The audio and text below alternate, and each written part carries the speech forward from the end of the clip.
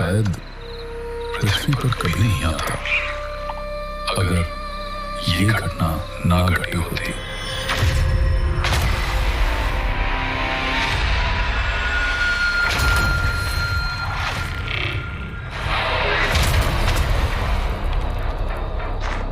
महाभारत का युद्ध समाप्त हो चुका था। पांचों पांडव हस्तिनापुर का राजपाट अर्जुन के पौत्र राजकुमार परीक्षित को सौंपकर स्वर्ग की ओर चले गए थे। राजा परीक्षित के राज में हस्तिनापुर का राज्य सुख और समृद्धि के साथ आगे बढ़ रहा था। फिर अचानक कुछ राक्षसों का आतंक पूरे हस्तिनापुर में फैलने लगा।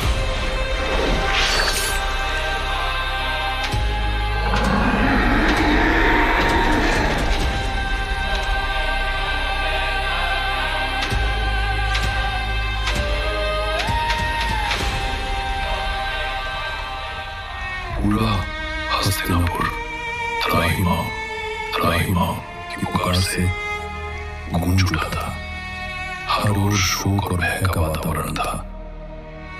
राजा परीक्षित भी इसको लेकर चिंतित थे। फिर एक दिन राजा परीक्षित उन राक्षसों की तलाश में निकले और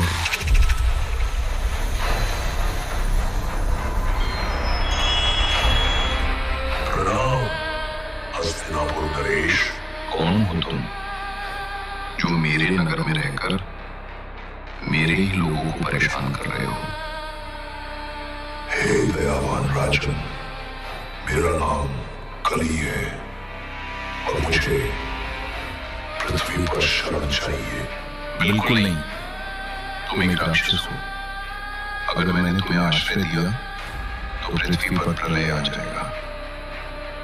राजन, मैं कोई सामान्य राक्षस नहीं हूं, बल्कि ब्रह्मा जी के बनाए 4 युगों में से एक कलयुग हूं।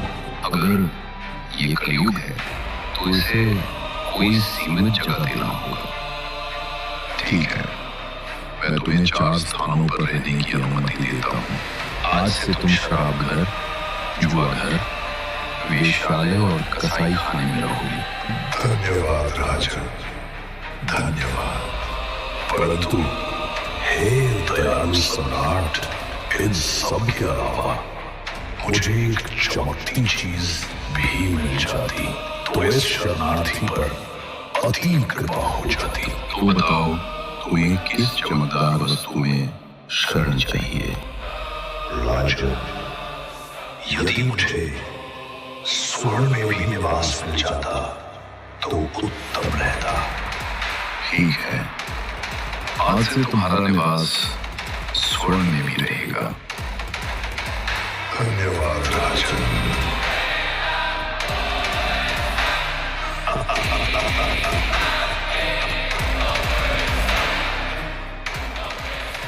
मुझे पृथ्वी पर स्थान मिल ही गया। अब मैं इन 5 चीजों के माध्यम से मनुष्य के भीतर होगा और सबसे अधर्म करवाऊंगा।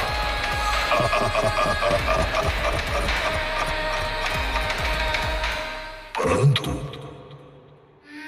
जब तक परीक्षित धर्म के मार्ग पर चल रहा है, मैं स्वयं इसको नहीं मार सकता। परंतु